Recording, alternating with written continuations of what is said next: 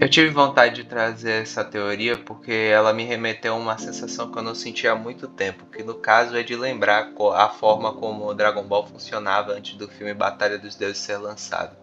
Pois na verdade, muita gente queria que o conceito de multiverso fosse explorado em Dragon Ball desde aquela época, e de certa forma nós conseguimos o que nós queríamos, só que não da forma como esperávamos. Na verdade, ninguém queria que fosse dessa forma que acontecesse. Mas enfim, o fato é que os filmes antigos de Dragon Ball nunca deram muita importância para se encaixar na cronologia da série.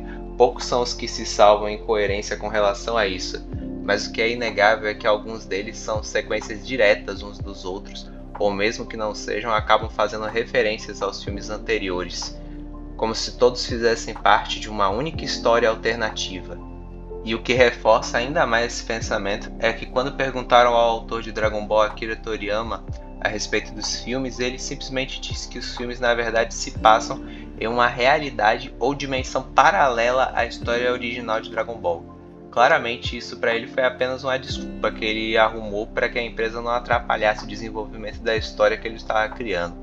Ou seja, a Toei continuava fazendo o filme sem se preocupar em como isso poderia afetar a cronologia, enquanto a Akira fazia a história original que nós conhecemos. Pois é, naquela época ninguém realmente ligava para esse negócio de universo compartilhado e de que tudo tem que ser assistido numa ordem certinha para a gente entender o que vai acontecer no próximo filme. Isso era para poucos que se preocupavam e que não subestimavam a inteligência de seu público. Mas voltando ao assunto. O ponto-chave dessa teoria está no fato de que, aparentemente, essa outra realidade onde os filmes se passam seria a mesma realidade onde se passa a saga do Dragon Ball GT. Inclusive, eu ainda pretendo fazer um vídeo explicando a cronologia de Dragon Ball, mas de forma resumida funciona da seguinte forma: primeiro vem Dragon Ball, depois vem Dragon Ball Z e depois vem Dragon Ball Super. Só que aí nós temos o Dragon Ball GT, que na verdade o GT nunca foi canônico para a história de Dragon Ball. E o próprio autor já confirmou isso numa mensagem que ele deixou em um box de DVD que foi lançado apenas no Japão. Isso é para vocês verem o quão longe a gente tem que chegar para conseguir as respostas que a gente quer a respeito disso. Sem contar que, com os conceitos que Dragon Ball Super inseriu na história, essa possibilidade do GT se passar depois do Super não funciona nem na teoria, muito menos na prática. E sem contar que muitos não sabem, mas o GT foi feito apenas em anime, não em mangá. Então, por lógica, se não tem mangá, então não é válido para a história.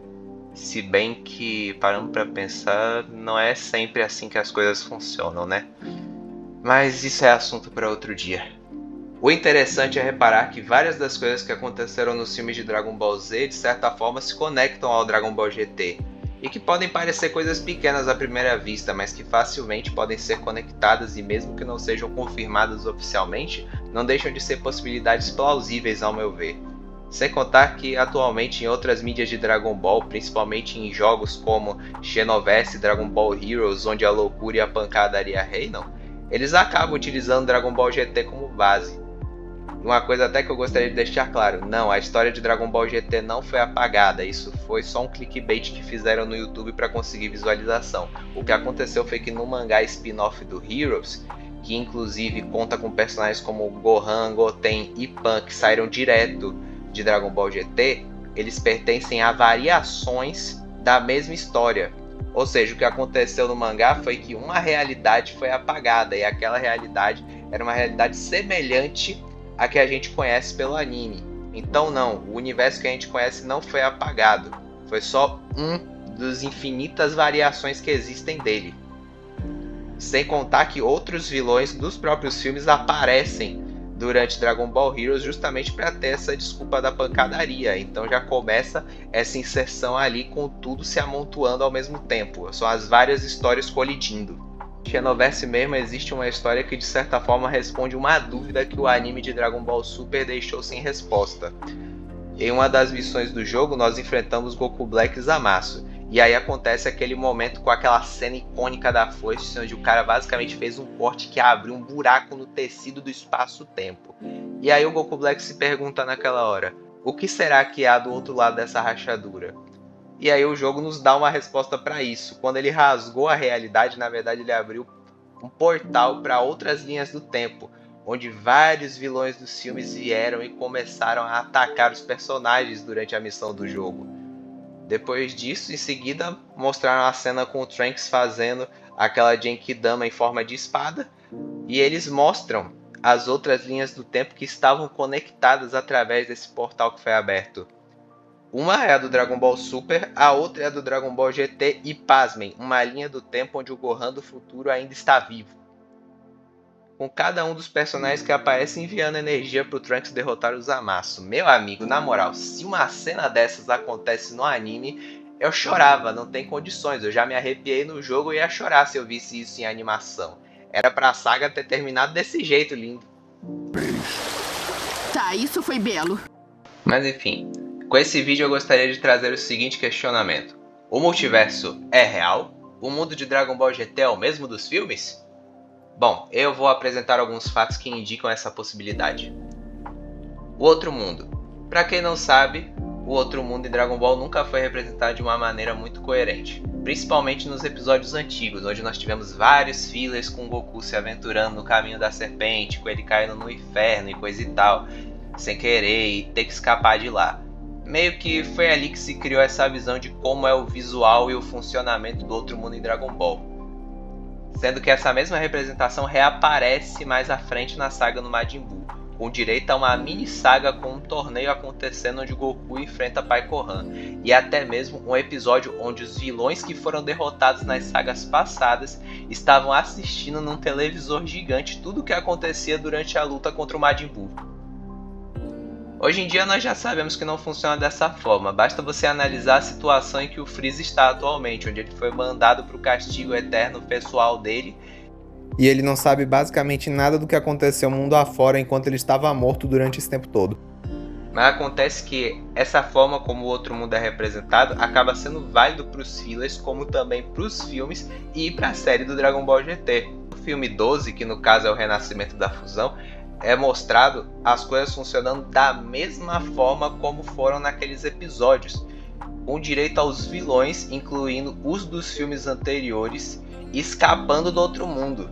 Mesma coisa que aconteceu em Dragon Ball GT na saga do Super 17, só que por motivos diferentes. Nessa mesma saga, um dos vilões que aparece de relance é o irmão do Freeza, o Cooler, que só apareceu nos filmes, 2 para ser mais específico. Pode ter sido só um easter egg? Pode. Pode ter sido só uma brincadeira da produção? Claro que pode. Mas já que eles lançaram essa informação no ar, nós vamos já considerar isso para a teoria, né? Sem contar que várias das ideias que Dragon Ball GT tinha acabaram sendo descartadas nessa época e acabaram impactando na história. Se o GT tivesse o mesmo sucesso que o Z teve no passado, muitos outros vilões poderiam aparecer nessa mesma vibe ou até ter alguma relevância maior para a história que estava sendo feita. No fim, o que eu posso concluir disso é que, mesmo que Dragon Ball GT não leve os filmes em consideração, o filme 12 é de um universo onde todos os outros filmes anteriores a ele aconteceram, e que claramente esse filme serviu de inspiração para a saga do Super 17 no Dragon Ball GT. A segunda prova que lhes trago é o fato do Vegeta saber fazer a dança da fusão durante a saga do Dragon Ball GT. Mas aí você pode me dizer, ué, mas na saga do Majin Buu, Vegeta disse que já sabia da fusão que o Goten e Trunks fizeram. Ou então, mas no filme do Broly, o Vegeta aprendeu a fazer a dança Metamoro, o filme se passa antes. Primeiro, meu amigo, você tem que analisar o contexto. Na saga do Majin Buu, o Vegeta disse que sabia da dança da fusão. Ele nunca disse que sabia fazer a fusão. Saber de algo e aprender são coisas completamente diferentes. Você que assiste futebol e vê o Neymar marcando um gol com chute de bicicleta, você pode até saber como um chute desses é feito. Agora, você conseguir executar perfeitamente um chute desses não é fácil assim. A menos que você seja um super atleta autodidata, que só de olhar faz igual. O próprio Goku já ficou conhecido por copiar as técnicas dos outros, e mesmo ele não consegue fazer com exatidão na primeira vez. É só você analisar o tipo de progressão que os dois tiveram na história. O Vegeta nem mesmo gosta de ter um mestre para ensinar as coisas para ele. Ele gosta de criar suas próprias técnicas, sem depender dos outros para nada. E no próprio filme do Broly, que foi lançado anos depois do final de Dragon Ball GT, só serviu para confirmar que ele não gosta de se fundir e que já tinha esquecido da técnica até o Goku comentar essa possibilidade que eles tinham naquele momento. Por lógica, levando em conta o contexto da época em que a série foi lançada, o único lugar onde nós vimos o Vegeta aprender a fazer a dança Metamoro antes da saga dos Dragões Malignos, a ponto de executá-la com precisão cirúrgica, seria novamente no filme do Renascimento da Fusão. Aí você me diz: Ah, mas no final do filme o Vegeta não desaparece? Aquela não seria a última despedida dele? calma, calma, só calma. Eu vou explicar daqui a pouco que esse anacronismo tá fogo hoje. Terceira prova, e essa é um dos pontos que me convenceu a querer fazer um vídeo sobre essa teoria, que no caso é o ataque do dragão, uma técnica que dá nome ao 13º filme de Dragon Ball Z, o ataque do dragão. Porque em Dragon Ball GT nós vimos o Goku utilizar essa técnica a rodo, principalmente na saga dos Dragões Malignos, o que rendeu cenas muito épicas, diga-se de passagem. E aí que tá a questão. Nós nunca vimos onde Goku aprendeu a usar essa técnica, que aparentemente é uma evolução do golpe que ele usou para derrotar o Piccolo Daimao lá no Dragon Ball clássico. Lá ele era conhecido como Punho-Zaro. O Punho do Dragão seria o mesmo golpe, só que turbinado com o suco. A primeira vez que ela foi utilizada foi justamente nesse filme. Eu realmente acredito que esse filme seja canônico para a história de Dragon Ball GT. Temos mais pontos a favor do que contra, graças à coerência desse filme, que é um dos poucos que consegue manter isso. O único ponto que inclusive poderia ser uma prova quase definitiva disso é que no filme o Trunks, ainda criança, recebe uma espada de presente. Supostamente seria a mesma que a sua versão do futuro utiliza. Inclusive na abertura de Dragon Ball GT é mostrado o Trunks lutando usando uma espada. Mas o problema é que durante a série esse miserável não usa essa espada nenhuma santa vez. Sem contar que no fim das contas os acontecimentos não batem. Não tem como a espada do filme ser a mesma do... A propósito, agora que eu parei pra pensar, que pira é essa que o povo tem com o fato do Trunks usar uma espada? Francamente, o cara veio de um futuro quase distópico, com inimigos perigosos, impiedosos e cruéis. A paciência desse cara já morreu faz tempo. Ele não precisa de mais motivos para levar uma espada consigo, além de querer que seus inimigos não tenham a menor chance de sobrevivência. Isso tudo que eu falei pra vocês é só pra vocês terem uma prova da forma como o Dragon Ball se expandiu ao longo dos anos. Nós temos anime, mangá, jogos, fillers, filmes que se ligam com fillers do anime, que se conectam com os jogos e que de alguma forma tudo está conectado, mas sem que você tenha a obrigação de acompanhar tudo para entender a história principal que você está consumindo. Hoje em dia já existe até um termo que se popularizou na internet para esse tipo de coisa, se chama headcanon. É basicamente uma realidade que o próprio fã inventa para tentar organizar as histórias da melhor forma possível e criar uma versão definitiva. Isso acontece muito com quadrinhos, onde as histórias são tantas que muitas contradizem umas às outras. Uma hora uma história vale, outra hora não vale, e que a que não valia passou a valer agora.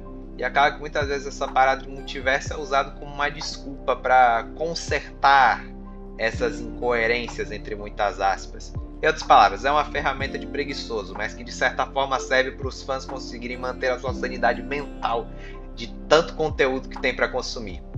Eu mesmo já fiz isso, por exemplo, eu gosto da saga Anjos da Noite. Os 3 primeiros filmes para mim são uma trilogia ótima. Só que depois eles fizeram outros 2 que nem valem a pena serem mencionados aqui. Então, pra mim, acabou no 3º e ponto final. Além do que, não é porque uma história é dita como canônica que, por tabela, ela é melhor que as outras. A gente que assiste Star Wars sabe muito bem como isso funciona. Porque antigamente a sequência dos filmes eram as animações e os livros. Mas agora o que é dito como canônico é a trilogia da Disney. E essa trilogia é melhor que os livros?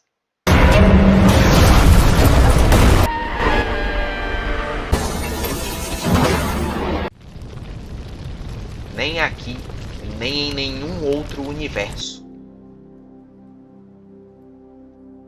Eu falo isso justamente porque isso representa exatamente o que essa teoria significa para mim. Essa sensação que só nós, como fãs da obra, temos de querer conectar tudo. De procurar cada vez mais detalhes que tornam esse universo de ficção cada vez mais vivo. E não é só Dragon Ball que faz isso, tem vários outros exemplos que nós podemos dar aqui. Gravity Falls, Five Nights at Freddy's, Resident Evil e vários outros. Vamos fazer um exercício mental aqui. Com tudo que eu já mostrei, não é muito difícil de imaginar como essa realidade funcionaria.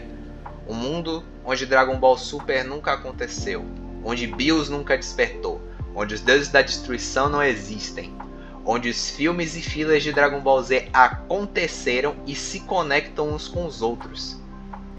Eles dão essa liberdade de interpretação de certa forma pra gente. Lembra da despedida do Vegeta que eu mencionei antes? Então, a gente não sabe o que aconteceu depois daquilo. Eles podem muito bem inventar qualquer situação para trazer o Vegeta de volta. E aí seguir pro próximo filme. Ou então podemos pensar, e se a saga Saiyajin tivesse um desfecho diferente que levou ao filme do Dr. Willow a acontecer? Ou então imaginar, e se o Freeza não tivesse sobrevivido a Genkidama lá em Namekusei? Por consequência, levando ao filme do Cooler, onde o Goku ainda não domina a transformação do Super Saiyajin, e por tabela, a primeira vez que ele se transformou foi quando ele lutou contra o irmão do Freeza. São possibilidades praticamente infinitas de se explorar. Dragon Ball Heroes e Xenoverse são a prova disso, é como se fosse um mundo canônico e um mundo das possibilidades. Dragon Ball Heroes representou isso em seus vilões. Esse debate que os fãs têm até hoje sobre o que é canônico e o que não é, o que é o certo e o que seria o errado, quando na verdade isso não existe. Um dos vilões quer fazer com que todas as histórias se misturem e criando uma grande bagunça. Já a outra, ela quer que todas as histórias sejam apagadas, deixando apenas uma única história como sendo a verdadeira, a definitiva. Enfim, o que eu sei é que, mesmo que nós nunca tenhamos uma resposta definitiva para essas questões, ainda mais se vier dos grandes da indústria, eu posso lhes dizer, a cada série, a cada jogo, a cada filme que for lançado, com eles utilizando esses conceitos e abordando essas novas possibilidades para a história, cada vez mais eu sinto que essa teoria pode se comprovar real. Eu sou Avalanche e fiquem com Deus. Num universo infinito, onde a realidade, interpretada através de nossa percepção em constante mudança, prover qualquer tipo de prova absoluta para qualquer coisa não passa de mera especulação baseada em dados aleatórios. Em um infinito o quê? Ai, que dor no cérebro!